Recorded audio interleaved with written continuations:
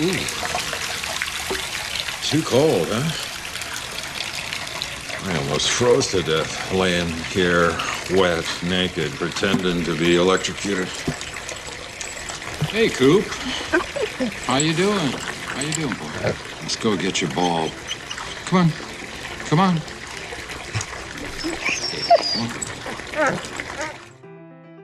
Hello, listening people. Hello. Hello, Bartek. How are you doing? Good, Ryan. How are you?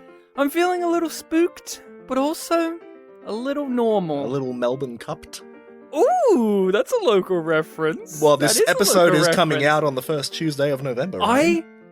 never remember when Melbourne Cup is. I was looking at my roster for work coming up, and I was like, hey, why have I got Tuesday off? And then I said to Rachel, is there some holiday coming up? Is it the Queen's birthday again, or King's birthday? It's like the only public holiday we have near the end of the year. And, well, we have so many in Victoria in comparison to New South Wales But they're and all other front-loaded. states. They're all front-loaded. Well, no, we have the grand final. That's late. Well, that was a recent addition, which was Yeah, like, but- oh, wow, but there's something the other than Melbourne The Cup. recent edition isn't recent for me because it's been here most of the time I've been here. So for me, it means like, hey, we have many late. Either way, this is We've a got two. podcast where we talk about holidays in the state of Victoria in Australia. We all know that you listening people out there are Australians deep down in your core. If you're not born here and not raised here and you're not physically here, don't worry, you're one of us because you're listening to me and Bartek talking in our natural Australian accents, but also you're Polish in your heart as well because we're both spitting and we're both Polish. Any interesting facts about Poland happening, Bartek? Oh, I think I thought of one on the way here, but it's completely escaped me. It's very chaotic. We do things out of order sometimes. For example, hi, Rhys. Good evening. Haha, I introduced him before it was time. Now he exists. And Rhys is gone. He left. Oh, no. See, I write Not it. left the room. How dare you? I'm writing this. You're one of those characters that come Rhys, alive. do you have any Polish facts? Yeah, do you have any Polish facts?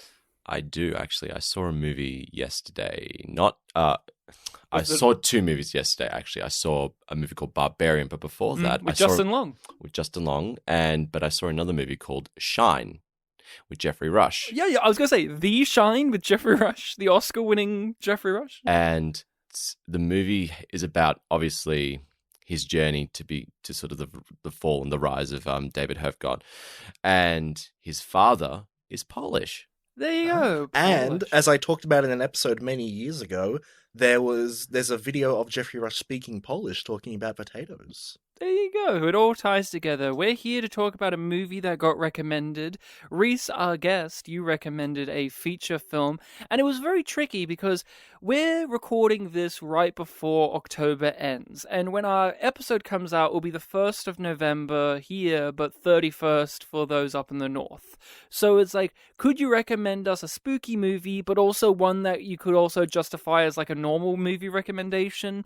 And you managed to do that. I'll say that. You managed to get a movie where you could easily watch this in October and easily watch this out of October. Like, this is one where if you, Bartek, made the case, this isn't a spooky movie for spooky month, I can nod and go, I agree. But if Rhys said it actually is, I would nod and agree too. It's one of those. We are talking about What Lies Beneath from what year?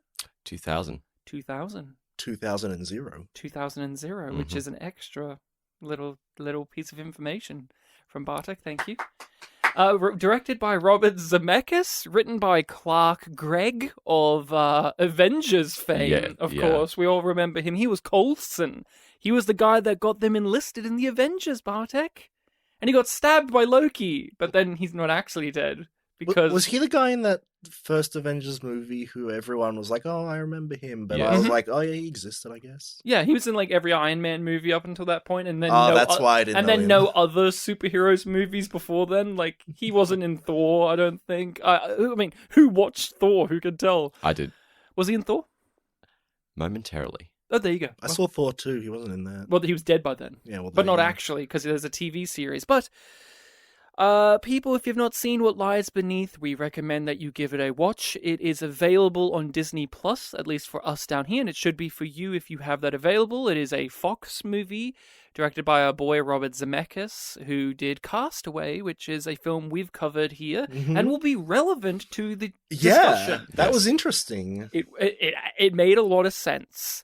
And I have seen this movie before. When you recommended this, Rhys, I looked at it, I looked at the cast, and I said, I feel like I've seen a movie with Harrison Ford being a prick in a mansion. And I was right. I knew it. I was like, okay, as soon as I started, images started conjuring to me and recollecting. I'm like, oh yes, I've seen this on television. You were remembering things from before the car accident. I was remembering things before the car accident. And overall, this is a film that has blurred in my memories because there was a slew of Harrison Ford movies like this. There was a slew of them from the 90s to the mid-2000s, it feels like, where it's just mumbling, angry Harrison Ford does things and just insert and repeat. And so this kind of has fallen through the wayside in my memories because he just does an abundance of these. What about you, Bartek? This was pitched forward by our good friend Rhys. Did you know this film, and what was your overall expectations going in? No, I didn't know this film. Maybe I've heard the title before in conversation, but no, I was pretty much completely blind to it. As is often the case with films that I watch on streaming services, I just get the little description before the movie begins. But for this one, I forgot what it was. So if there was any information there, that would have been too much. It says it's a ghost story about love and betrayal. That's exactly what it said, yeah. And there was basically nothing to me, and I forgot what it was. So I was kind of completely blind for this, which is good, because when I was reading up stuff about it afterwards, it seemed like this is one of those kinds of films where people know the twist, if you've heard of it. So it was a good experience for me. Rhys, Yes. your history, relationship, and why this? I saw this movie when it came out. In the cinema? When it came out on Blockbuster, which The is much better. Blockbuster. Which was much better, to be honest. It scared the crap out of me. Really? Yeah, I was 6 when it came out, so it really scared me. But then I did not see it again until recently, actually, and Recently. recently. He got so angry at that. He's No, lived a life It's a common of that. occurrence. Yeah, that's what believe I'm me. gonna say. He's lived a life of Rhys being a very easy name to make jokes with. And I watched it again, and it had the same effect on me. And Rotten Tomatoes also did an article on What Lies Beneath, and I just thought this movie is actually really good. I didn't understand why it got the write-up it did, though. Yeah, that's a rather interesting thing, because this isn't a critically well-received film, nor is it the most beloved audience-wise. It has a following. It has people who praise it, people who love it, but it's not as vocal, especially with the talent involved. Robert Zemeckis, you've got Michelle Pfeiffer, Harrison Ford. It's a horror film, which was very much kicking off in the late 90s, early 2000s with such things as Scream, and I Know What You Did Last Summer, and Final Destination. There was like a want for these things, but maybe it was less of a need and want for this slow burn, character-driven film where it's about ghosts. While Ghost at the time, it was like 13 Ghosts, that film, where it's all jump cuts and like shaky cam and woo! And this is before Paranormal Activity, which is also another thing. This is very much a throwback in a lot of ways. When I was watching this, it was all coming fresh to me. What I had known now, because I saw this on television when I was probably like 12. So I was looking at it and I was just going, oh, it's doing this film, this film, this film, this film, this book, this book, this book, this thing, this thing. And I'm far more of a fan of ghost stories in movies. I mentioned this last episode in This is a the haunting really discussion. interesting film to follow up The Haunting with. It was like just sort of the same ideas coming back, like, oh, haunted house film. Bartek, what did you think of it? I'm curious because you infamously said last episode that you're like a spoiled child who can't get what he wants because you didn't like The Shining as much as you could have, and The Haunting, which answered and catered to those complaints you had about The Shining, you also didn't care for as much as you could have. Again, you liked both those films, but there were things lacking in them. And I was looking at this, and I was thinking to myself, well, I'm curious to hear what Bartek has to say, because this kind of falls in between these two. Well, gentlemen, I'm sure we're all familiar with Goldilocks and the Three Bears. Third time's the charm, because I think it was just right. Oh, yes. Oh, so Nice one. So you had a good time? I did have a good time. Again, like when I picked up the film and I saw, okay, 2 hours, so it's going to be a bit of a long haul. Let's go. 2 hours and 10 minutes, please. 2 hours and... I thought it was 2 hours and 1 minute. The main point is it's long. Yes, it's long. With a few hundred seconds here or there. Again, I kind of walked into it blind. I didn't know that it was going to be like sort of a ghost story, that it was going to be a sort of, is it supernatural or is it psychological kind of film? So when the film, went, I was pleasantly surprised that it was this type of film. And because I was basing my expectations based on what I was seeing, I didn't really have any of these expectations that kind of fuck with my head or anything like that. So there were actually many points in the film. You weren't getting Ryan Johnson. That's what we call it, where he is subverting your expectations of what you think you're getting. Yeah, which is interesting because there are very subversive things in this film. Like the plot as it appears at the very beginning ends up being like a red herring and completely dropped, and and then it becomes this film of like, oh, maybe there is supernatural, like all these little mysteries building up. And we should probably save this for this episode, the spoiler discussion, because this is a film that kind of hinges on its spoilers. Yeah, it's well known for its spoiler, though, unfortunately, now. That's what I was saying earlier. Like, apparently this is a film where the spoiler is well known, and it kind of, hampers people's viewings if they're watching it these days, which is why I think I'm very lucky that I didn't know it. Yeah, I didn't know it when I first saw it either, so it took me by surprise, and we'll get to the spoilers of it all when it comes to twists. I want to go back to a moment, the I guess creation point of this, which is Robert Zemeckis was making Castaway at the same time, and he had time to kill while he waited for Tom Hanks to lose the weight, which is a very prominent part of that film and its production. Yeah. So he just made another movie, and this was the other movie he made. And I find that rather curious, because you think to yourself, wow, it takes a lot of time and effort to make a film.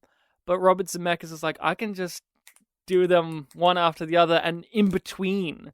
Like, you would imagine like there would be a long road to make this. Yeah. Especially because it's very technical, which is something to praise it for. There's a lot of creative shots, a lot of interesting uses of set, even though it is pretty much a bottle film, like you're usually in the house. There is a lot of craftsmanship here. But it is just interesting to note down that this is a film that was made just off the cuff for an industry standard of, oh, well, I've got almost a year free. Oh, let's just make a movie. This one. And there we are. Yeah, in some circumstances, you might even think like, oh, maybe it's not going to be that good, if you walk in hearing that. Yeah. So, Rhys, what was it like to revisit this film again? It kind of caught me off guard, to be honest, with the amount of surprises that it has. Like, oh dear, it's the guy from the Avengers who wrote it. That's number one. And then this is just a film that Zemeckis wanted to make because he had time to kill, it is an amazing effort, to be honest with you, because Castaway was a big thing and it took a while to make. A lot of rewritings of the script and whatever, and production problems and all that. But it turned out to be a great movie overall. But this movie was just smooth sailing for him. So it's an amazing feat for Zemeckis. I'll admit, on the second round of watching this movie, I don't think I paid too much attention to it because it does drag sometimes, and it does take a while to get to bits and bobs of the story. But it was kind of worth it because, watching the bathroom scene towards the end, it was worth it. Where everything kicks off. Kicks off, and it's like, oh, crap, this is the movie I remember. I'm scared now. Like where she presses redial? Yeah, and how does she get out of that situation, basically? The bathtub. The bathtub, yeah.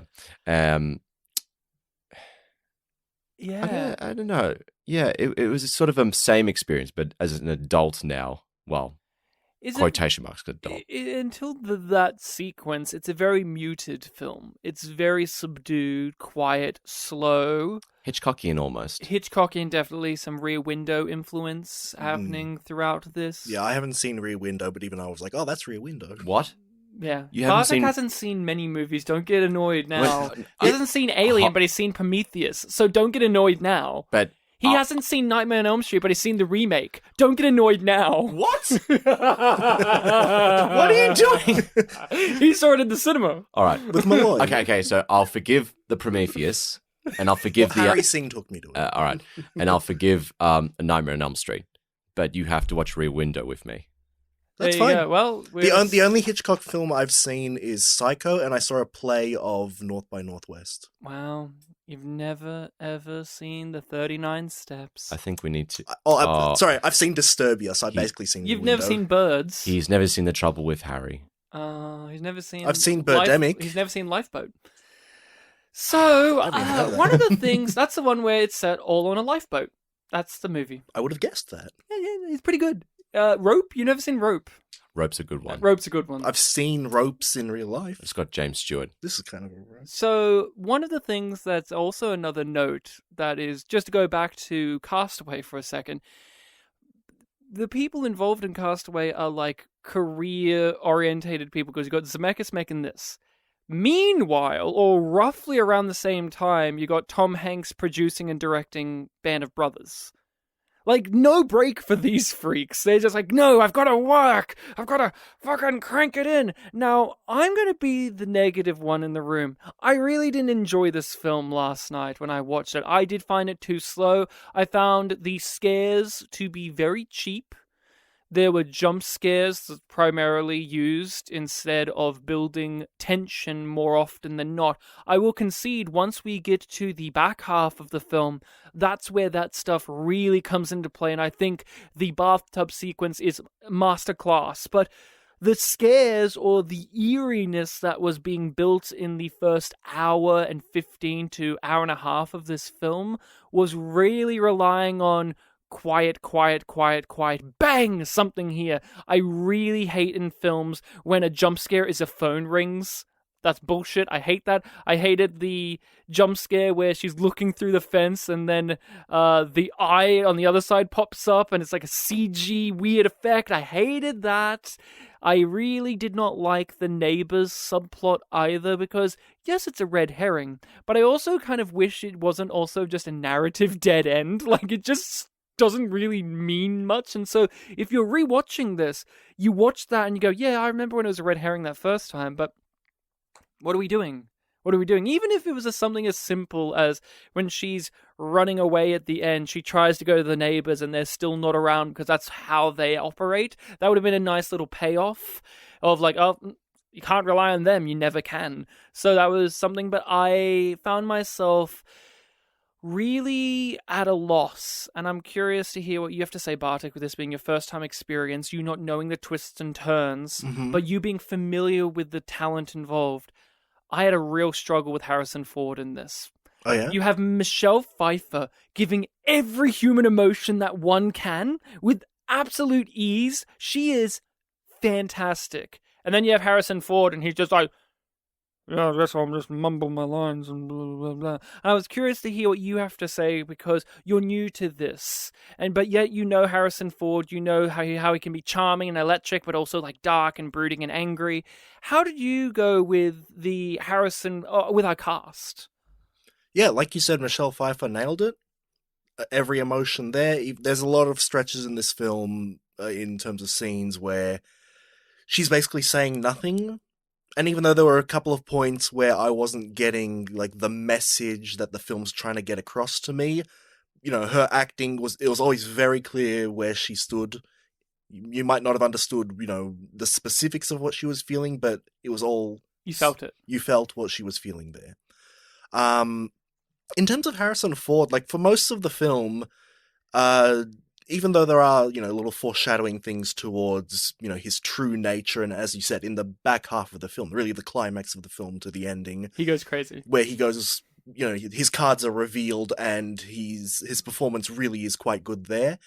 For most of it, I mean, he was playing the role, in my eyes, of, the husband who doesn't understand what his wife's going through. He's not into this whole supernatural thing. He's got work. Yeah, he's got work to do. So it was kind of like a mix of, well, he's playing kind of the normal man, which might be seen as like a sort of thankless role, to refer back to our Shining episode with Shelley Duvall. Yeah, so for most of it, it was, he's playing this kind of serious character, and he's got these little, quirks here and there because it's Harrison Ford playing the role. Yeah. But, okay. Rhys, what about you? So Harrison Ford, or the talent in general. The talent involved, I guess. I don't want to just single out Harrison. I had an issue with Harrison. I have two. It's not Michelle Pfeiffer, obviously. She was on point. She pretty much carried the film as best as she could because she was doing all the major work. Right. Now, first one I have is Harrison. Now, I understand with actors, there are two kinds of actors in my little brain. There's the chameleon, who will change each role he does or she does. And then there's the, I'll just play myself. That's Harrison. But it works. It brings in the money. And I have to agree with Bartek. Towards the end of the movie, he does get better. His acting is a bit more. It's energetic. There's more there. There's more. But I think because of the movie itself, there's no real opportunity for him to change anything. He's just like pretty much gaslighting her throughout the whole movie. Yes, it's also the film Gaslight. Sorry. No, go on. You finish your thought. So pretty pedestrian, unfortunately. Probably not Harrison Ford's fault, but it might be. You never know. And your second problem? Zemeckis. Oh, the Zemeckis.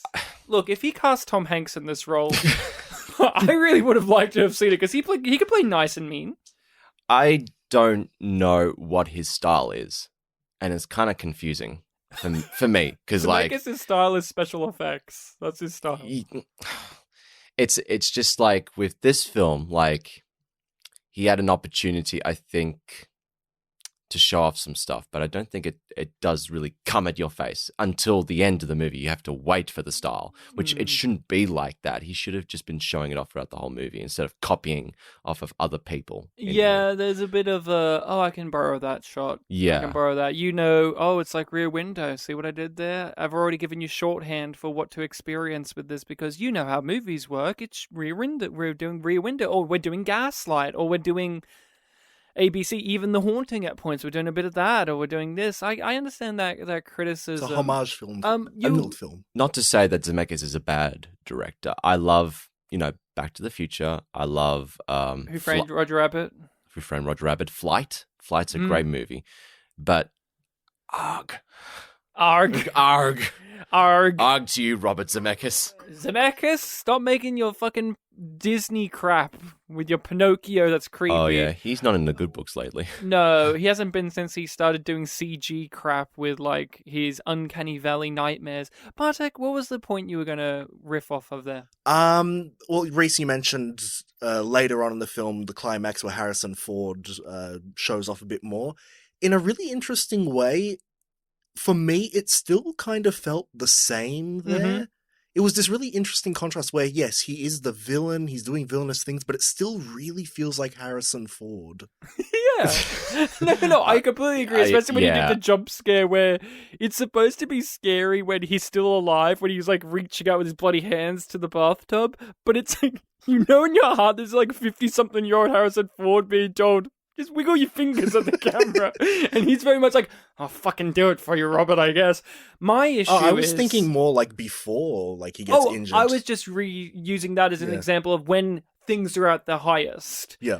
But for myself, I love Harrison Ford, and I think he's a rather interesting screen presence because he's a guy that never wanted to be an actor. He's very happy being a carpenter. That's what he does. When he did the...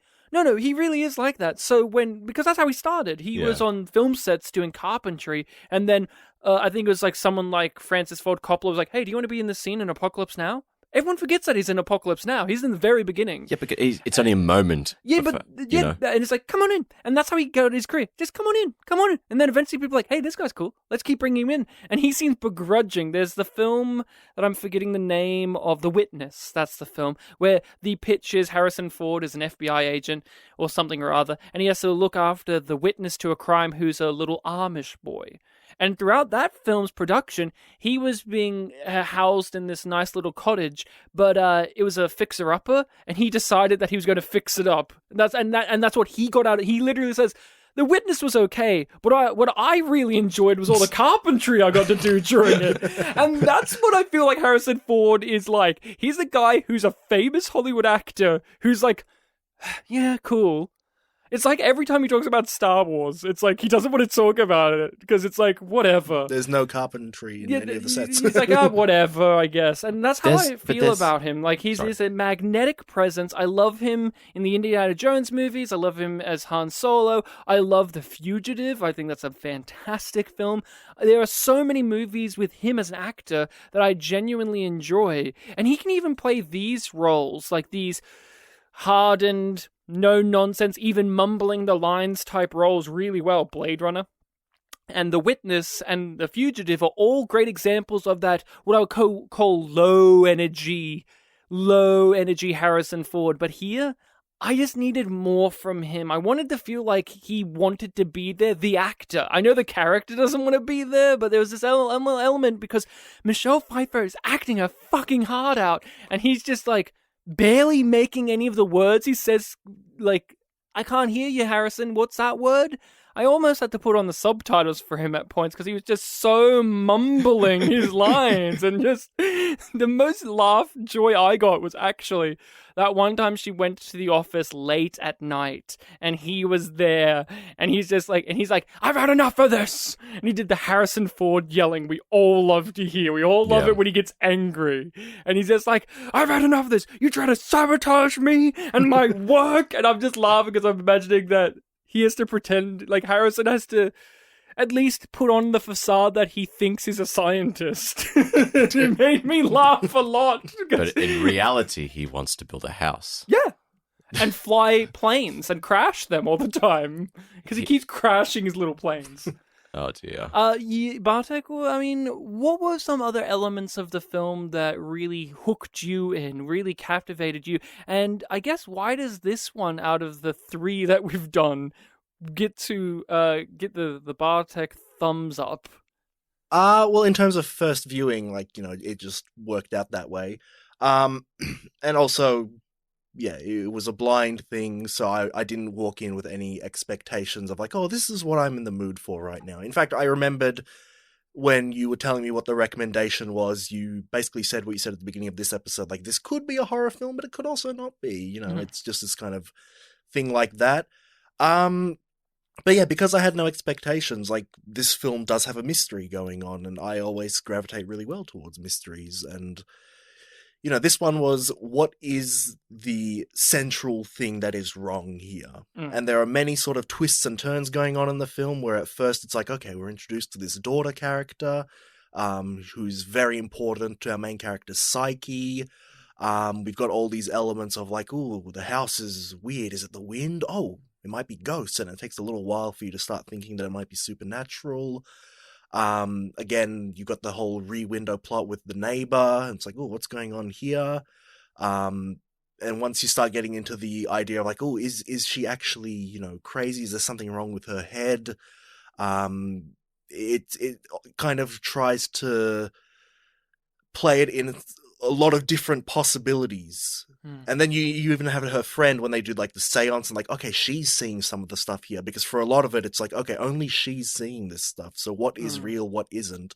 So you have these little elements in the film where it's like, okay, well, this is definitely happening. Like the glass breaking, obviously she had to fix it.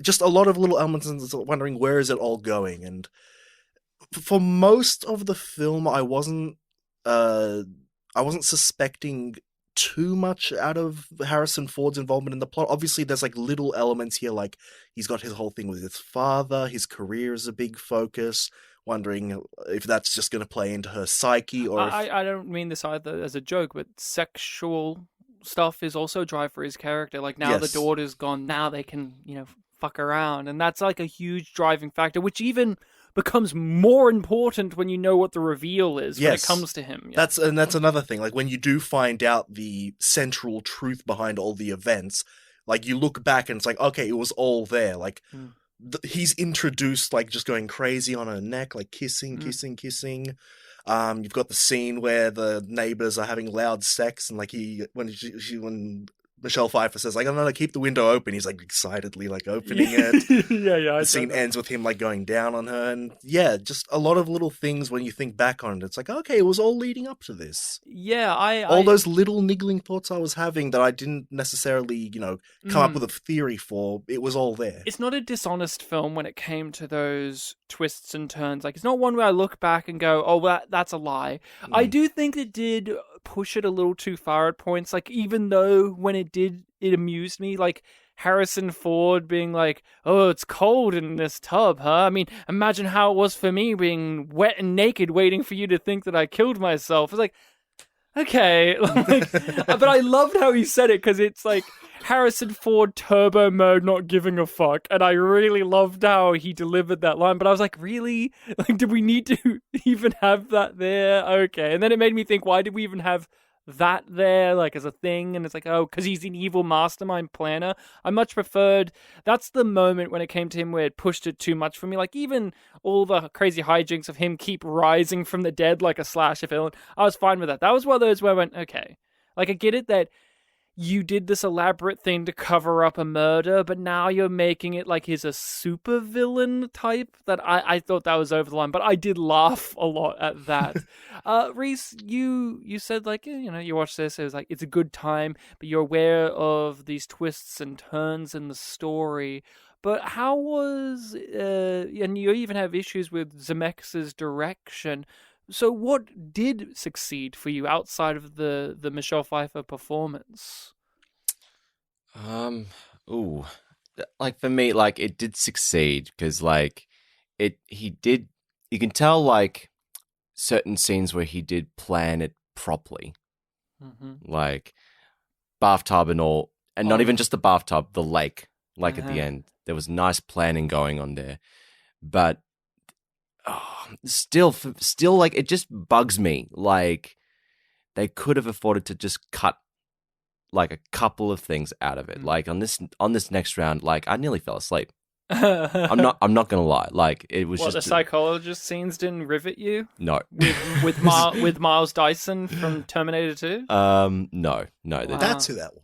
Of course it was. I guess, like, to begin with, like, it was really exciting to start off with, and you would think, like, it would be the neighbor plot, but then again, yeah, it was a bit disappointing that it did feel a bit disappointing now that it was just cut out, basically. But it's kind of, this is a movie that's all worth it for the end game, basically. I think they were just, okay, don't worry, the end game will be good, don't worry, basically. Yeah. So it kind of gets a thumbs up, but yet a thumbs down from me. So it's a double-edged sword. Yeah, this is sounding. You know how this is a recurring thing for me on Pictures Powwow. I always say, like, I think the second viewing will really help it. I think I'm coming at it in this episode like the first viewing worked really well, because another thing that I was also thinking was ever since we've done Burning, I've brought it up a couple of times whenever we've done a film where the film is asking you to reach some conclusions, like try to work out the mystery. So there were a couple of elements in this film where I thought that the film was trying to make you, the audience, think this thing's like, oh, the neighbor, he definitely killed the wife, because why hasn't he gotten rid of the shoe on the thing? He would have surely noticed that, all these little things. And then you get the subversion later on where it's like, no, my wife's fine, she's right here. And then you had the really funny thing where he, like, pretends to chuck that got a good laugh out of me. Yeah. And the actress is played by Australian actress Miranda Otto, who was in Lord of the Rings. Oh, okay. She was I can't remember the character name. Was she Galadriel? No, that was Kate Blanchett, wasn't it? She was somebody in that. Where in Return of the King, there's the famous. Sorry to interrupt you. In Return of the King, because this is the dumbest thing, but I love it. Return of the King. It was the not Death Eaters, whatever, the bad guys. It's like, no man can kill me. don't you know that? And she takes her helmet off. It's like, I am I'm no no man, woman. and then stabs him in the face, and he dies. That's Miranda Otto, who's recently in the Chilling Adventures of Sabrina. She's one of the aunts. But you were saying? I think I generally got my point out there, but because, mystery film that's going through a bunch of different theories, you, the viewer who enjoys mysteries, if that is what you describe yourself as, you want to try to get ahead of the film.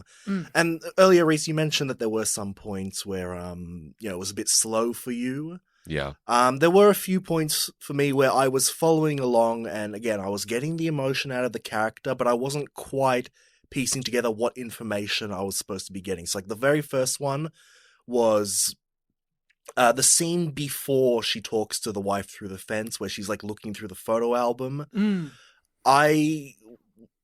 You have to wait to get information on that one. Yeah, like, you were getting little things, and it's like, okay, is there a reveal happening here that I'm supposed to be getting? Like, there was information about the father I saw, The insurance. the photos. Yeah. I think I missed the insurance It thing. was written on the Polaroid, like car insurance, and it had like the number. Right, And it was like, right. oh yeah. Yeah.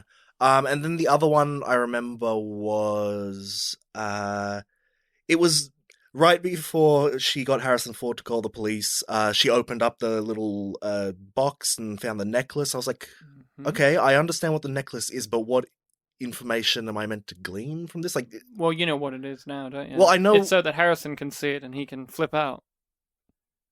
That's what it's there for. Like, realistically, he would have no reason to go after her, his wife, because he thinks that she's crazy. But that there is a physical thing where it's like, oh, she found the evidence of my crime. Okay, I'll have to kill her. But I don't understand how it's evidence of the crime. Because it's the girl's necklace who's missing. Oh, like he thought that he was going to turn it into the police. Yeah, or just now she knows. Because before, she didn't know. But he already told her that he drowned her. but this is a premeditated thing. Like, why would he keep this in a box underneath the lakeside when he's already said this? It's evidence of his lies. So that's why it's there. For me, that's the reading of, like, it was like, for instance, here's another moment that I thought was very much eye-rolling. Very much, oh, we got to do this for movie logic, which is, she's doing the rear window thing. She's watching the husband in the house, and she's like freaking out when she can't see him when he's in rooms, and he's like, where would he be? It's like, I don't know, in another room in his fucking house. But there was this moment where he came out with the little gift basket she made, and it's like, of course he physically comes outside that she and us, the audience, can see that he doesn't really care, and he throws the flowers, and he throws the basket, and then he drinks, and then walks back inside. Like, he walked out just so that he could do that, and then he walked back in again. Like we all do. We all do that. Like, why wouldn't he just throw it in the bin in his house? Like, you know what I'm talking about? Yeah. Like, it's one of those things where, for me, the locket thing, the necklace, it's like, I agree, that was a little bit like, okay. In terms, you mentioned, like, that's how you read it. In terms of, like, the reading of what this type of scene would be in a film like this, I did get the sense that, okay, she's found the locket and this is going to lead to more drama. But in my logic of how the scene would have played out, by my understanding, Harrison Ford would have come in and said, oh yeah, you probably got that from the lake because that's where the body was kept. So what? It's in a different lake, though, isn't it? Because they have the lake at the end of their... Like the bridge and near them? Yeah, just sort of near the house. Yeah, like that lake that she grabbed the locket from, that was on the end of their pier, like in their backyard. But where he dumped her was like across the bridge, down the road a bit, because she drives off at the end and then she crashes off, and that's where the car is. Like, it's all near the same body of water, but you know what I'm talking about? Like, the fact that at the end of their pier, he put that there. It's like, also, why did he keep that? Tell me why. Keep what? The locket. Why did he keep that in a little, like, metal thing underneath secure, and he has a key for it? Like, why did he do that? I mean, in my head, I just thought that that's where she was keeping it when she was dumped. I've never really thought about that. And it kind of... Is it like a memento for having killed the person? That doesn't make sense, though. Why would he keep it? Like, he's killed her. I guess I didn't think about where specifically the body was dumped in the water, because I just assumed any reference to the water was just their backyard. Yeah, but think about when they drive over But then, the yeah, bridge. the very last scene, they have, the body's right under the bridge, so I guess that confused me too, now that I think of it. It's very, very weird like that. I had some issues when it came to those logical leaps. I also, and this is where Bartek and I may lock horns, but I'm curious to hear what you have to say, Rhys, on this too, is last episode we did a film called The Haunting, which is a ghostly film without ghosts in it. Liam Neeson? No, the 63 version. 63 version. Oh, the better version. Okay. Yes, the good one. And there are no physical ghosts there. It is up to you, but it's heavily implied supernatural is real, but there are no ghosts. This is a film where it's like, well, it's ghosts. Like, how can you read it any other way when Michelle Pfeiffer's eyes change color in front of yours? And I had a major issue with that. I just did not care for the ghost aspect of this at all. That really didn't offer much to me, honestly. The otherworldly, oh no, she sees her in a mirror. You know, I was actually fine with the mirror scenes, like the steamy mirror and the writing comes down, because you could play it off like the Hitchcock thing.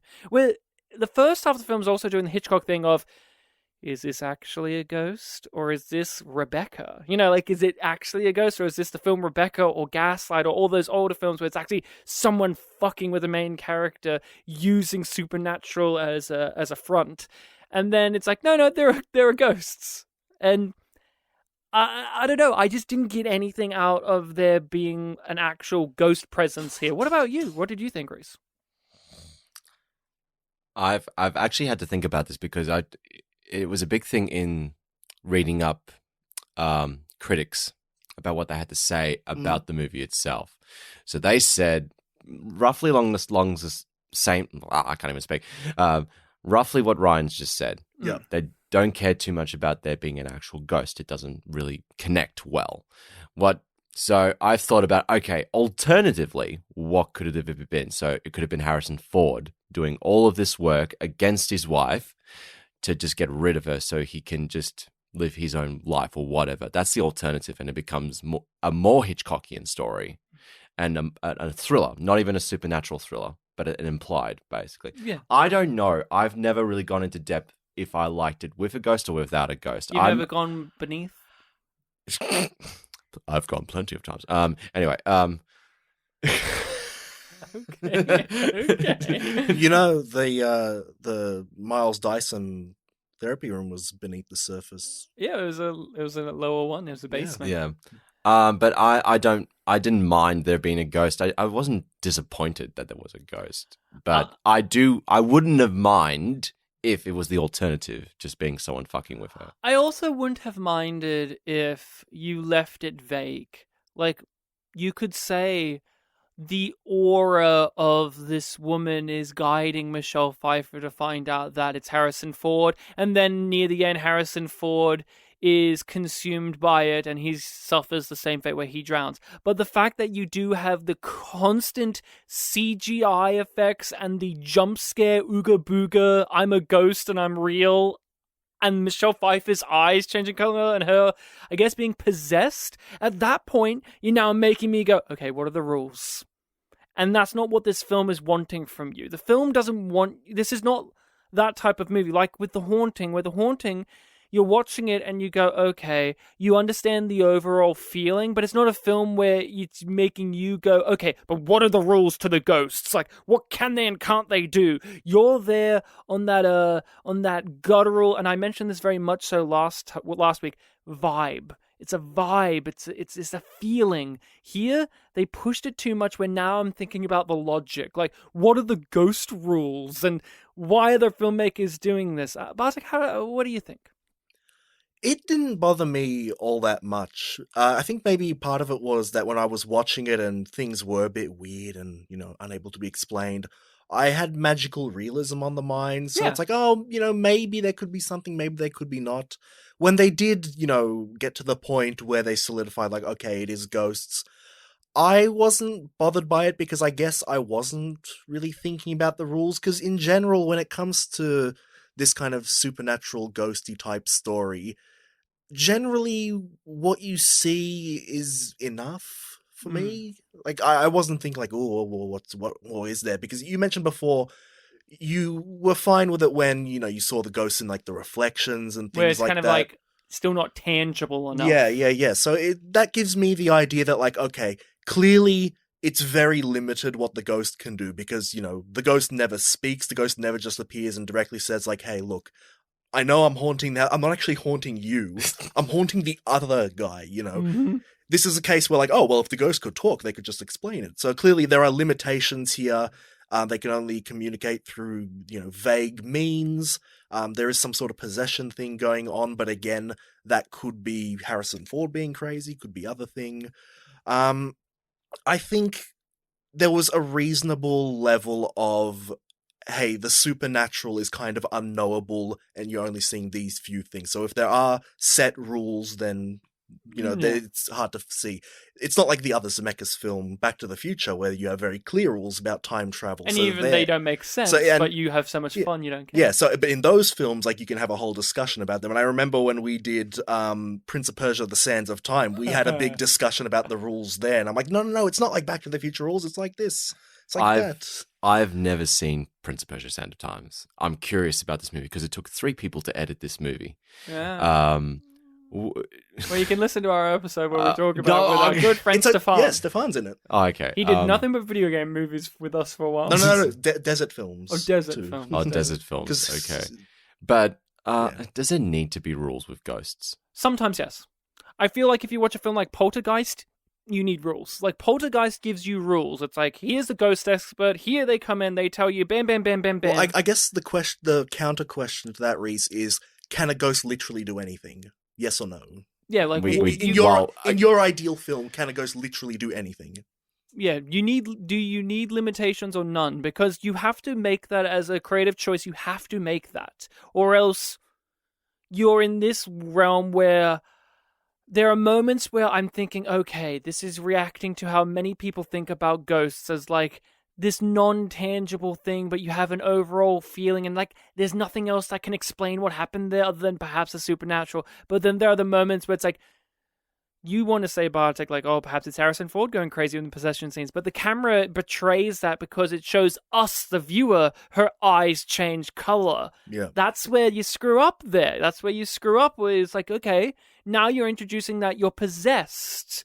And then The Exorcist is another great example of the supernatural where it has rules. It tells you, here's how this works. Here's how the Catholic Church work in relation to it. Not every ghost film or supernatural films need rules. The Haunting, which we just covered, didn't really have any, but it had a mood. It had a continuity and established mood. Like how David Lynch movies have that. Twin Peaks has all this lore. None of it actually matters. The overall presentation and feeling it gives you is what matters. Here, it had that in squirts and spurts, but then it pushed it too much for me. Like the CGI dead corpse then reanimating into her and grabbing Harrison Ford and dragging him. I'm like, no, you don't need that. Like, that was too much for my liking. Or if you did, you should have left that to the end. But I don't know. It was just one of those things where I do struggle with, did it being actually ghosts serve this story rather than it being something more magical realism or something a little bit lighter affair when it came to that supernatural. And I guess the next point there would be that there were still, even after it was revealed that it is a ghost, there were still kind of twists to what the ghost was doing. So that goes back to the whole thing of like, ooh, it's just generally haunting the house, or ooh, it's just generally preying on our female lead, Michelle Pfeiffer. But then we had the reveal that, like, no, it was actually on her side all along. It was going against Norman. So it, like, ties into the other mysteries of the film. And I like that. Like, another thing that I really liked is there are a lot of unspoken things, implied history and behavioral patterns that are really, really well delivered, such as the woman that has been killed is a blonde. You know, and it's very similar to Michelle Pfeiffer, but also looks very similar to the daughter that's just gone away. And there's that moment where he's talking to Michelle Pfeiffer, she's about to drown in the bathtub, about the daughter. And you just get this feeling, without it being explicitly said, that, like, you get this feeling of, oh, is he going to go after the daughter next? Like, is he attracted to the daughter? How predatory is this guy? And that is one of those things where you may disagree with me, but there's enough stuff within the film when it comes to those unspoken things, those implications or subtext, where I can get that reading from it, and maybe you didn't get that reading or you disagree. I really like that aspect of this, and I wish that was more overwhelming or more present throughout. Like when one of my favorite scenes was when Michelle Pfeiffer talked to the mother of the missing girl. I really like that scene and how lived in the scene was, such as the set in that scene was the stark opposite of the set we've been in the most of the film, where we're in this lavish house with giant space. You cut to this woman, she's in a small cramped little area where her TV's in the corner and it's in a wardrobe thing that has like a thing that pulls out so it's on an angle. I loved that. That was one of my favorite things. It felt like a very normal location compared to the lavish mansion or like the science office and things like that. Right. Yeah. Also, it had a cat, guys. I had a cat. Great. It was a great cat. How the hell did they afford that house? Well, there's actually a This is the problem I backstory. find in movies, I though. thought he was going to say, how do they afford the cat? I thought he was referring to the film itself. But there's actually a story about the house. Just an off-topic thing. Do you find with certain films and with certain characters, their jobs? I mean, for instance, he is a high up. It was a doctor, a scientist, sorry, and she's a former cellist. Yeah. How the hell do they afford a house that good? Well, they try to justify it in the dinner scene where she meets up with an old friend, and the other guy who's I guess a colleague of his really talks up about how he's very well to do because he's got this position. I thought, wasn't there a throwaway line about how And the Harrison Ford's father inherited it from the father, and that's why he jokes that it's a father haunting the house because he doesn't want us messing with it, which is another little hint that maybe Harrison Ford is possibly doing this to fuck with Michelle Pfeiffer. It was one of those things. So it's an inherited house. Right. That's the answer. Now you're wondering, how did the father afford this house? Well, there's enough leeway where we don't know. All we know is he was a very prestigious man that made a great influence. So by that alone, you can buy it. In terms of the vibe. I mean, you can't buy the house, you're poor, but you can buy the narrative conceit of the house. The fact that this posthumous character was such a big deal, lends itself to the idea, okay, he probably had a lot of money. So Still, it just occurs to me when I watch a movie, I'm very sort of, judgmental of how the hell can certain people with certain jobs afford these lavish production designed houses, basically. It doesn't match for me. Well, did you see the house next door? It was a fucking slum. Not really. It was dirty. dirty. It was a big house. It was a big house. Yeah, but it's a slum because everything was dirty. Everything was covered in dirt. You could just spray it; it would look nice. But they put movie dirt all over this house. It was a bit too much for me. That house, actually, it was a bit over the top in terms of design for that house. I mean, that house would still have a pretty nice pond view. Oh yeah, but Bartek, it's a poorer house with poorer people. Not only because they yell at each other and there's a bloody shoe why was that there? Could you give me that explanation? Her bloody shoe? Oh, well, that wasn't blood on the shoe. That was a little bit of red herring skin. Yeah. And that they're bad because he's got long hair and a bit of a beard, and they have a house that's covered in literal dirt. And you did, of course, mention he's very dismissive of the basket. Oh, man, you can't do that. The bathtub sequence is stellar. I'll say that. We've only just kept saying it's very good, but it is one of those where it really is very good. It is suspense and terror and a method of dying that would be very sad and horrible to happen to you, because it's just the bathtub. You're in the bathtub and the water goes over your head. It made me think of this as a well-executed version of one of the deaths in Wish Upon, which is a movie where a girl has a Chinese wish box, and every time she uses it, a person dies, and there's a scene where her old uncle dies in the bathtub, and it's really funny. Reed, have you seen Wish Upon? I have not. It's a really so bad it's good film. It's funny. It's got Joey King in it. Anything else? What lies beneath? With that bathtub scene, there was also that really interesting contrast, when the dog comes in. It's this symbol of wholesomeness in the film next to this really horrifying thing happening. Yeah, there's just so much going on there. Did you think the dog was going to die? Because I actually wrote in my note, when they first introduced the dog, I said, dead. Because it's a horror movie. How bleak. Or it's a movie with a dog in it. You go, they're gonna gonna kill the dog, but they never did. I was very proud of them. Did you ever think that? It does vanish after that scene, so we don't know. But, That's like before I guess she runs away. Oh, I thought it was barking. We heard it barking when she got in the car to get on the yacht with the yacht on the back, because that clued her in that Harrison Ford could have gone on the back of it. That's how she got clued in, with also seeing the screen door slamming. She also heard the dog barking furiously. Maybe. I guess I just don't remember. I think that's more of a sounds thing. Mm. Anything from you, Rhys? Anything you want to touch upon? I think I've gotten all my anger out. Oh. Nah. Oh, the reveal that Rhys hated it. No, I didn't He hate. I recommended didn't it. hate it. I didn't. Nor did I really like it. I'm just sort of safely comfortable in the middle. You did about mention it. that it was still somewhat effective, like the scares. Yeah. It was. The scares were still effective. I mean, I'm a big sucker for big cheap thrills or even good scares, nonetheless. Like when Harrison Ford rose from the dead after Actually, he fell down the stairs. Not that one. The garden fence scene. Mm. The eyeball. The eyeball. Yeah. Okay. I hated that so I- much. I hated that. I saw it coming, like, okay, there's going to be a jump scare here, but it only kind of worked because in my head I thought the thing would come from the right and it came from the left. It does that. It just came from the wrong end, and The biggest jump scare I had was scenes where none happened, but you thought they would, and then it's like, oh, I guess it didn't happen. Yeah, I'll say this, like, obviously, in like the decade and onwards after this film, jump scares in horror films like became really, really big, recurring thing. It didn't feel as cheesy as a lot of those ones. I'll agree to that. I'll agree too. Yeah. I just looked up Michelle Some of them Pfeiffer. were very predictable, though. Michelle Pfeiffer is married to, in real life, David A. Kelly, who has written and created some of like Boston Legal, Big Little Lies, Wow. even Doogie Howser, MD, which gave us, of course, everybody's favorite, Neil Patrick Harris. I had a question for you to research. Could you look up Harrison? Research.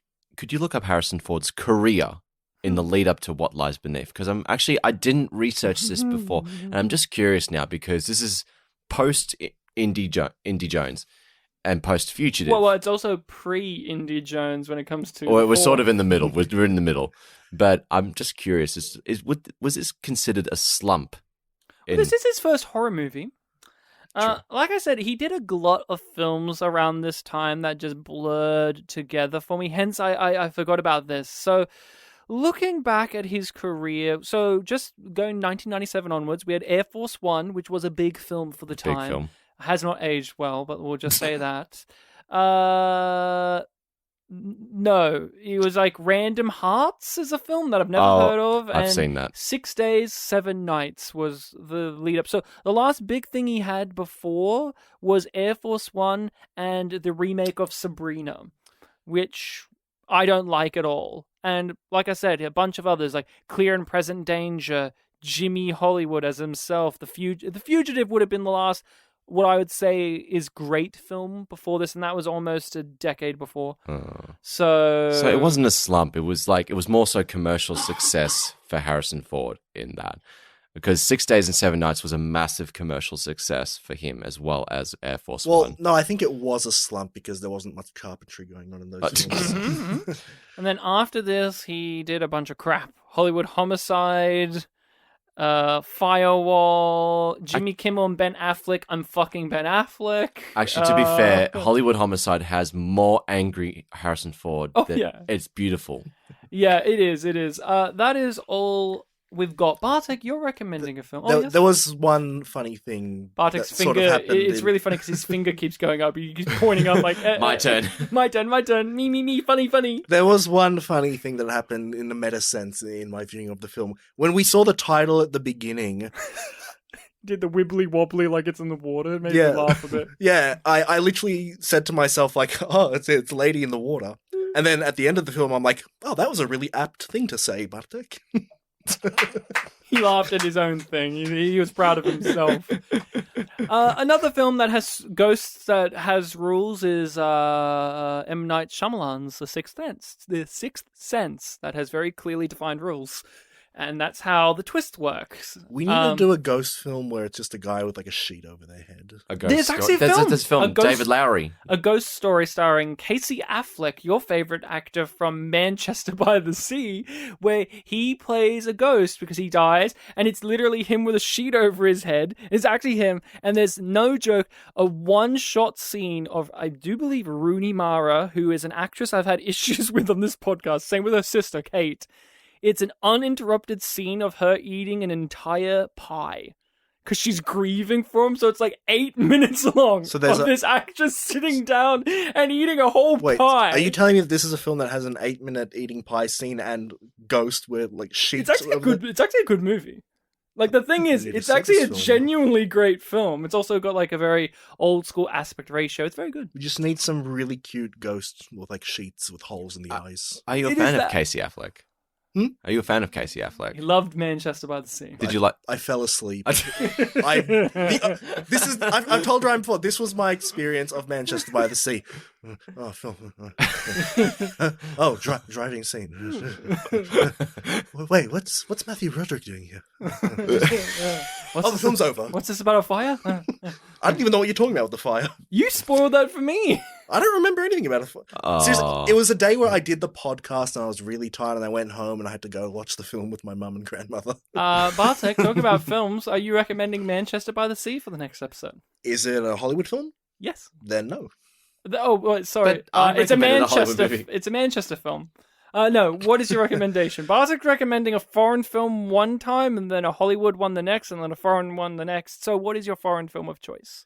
So, 2 years ago, someone that we know said, "Oh, I need to, watch more of this type of film. I need to, get around to getting through all of them." And they haven't been doing a good job of that. Is it me? They've been, Is it me? I'll tell you guys exactly who it is in a second. They've been slacking on it. Is it you? They've only gone through like 2 or 3 of them. It's been 2 years.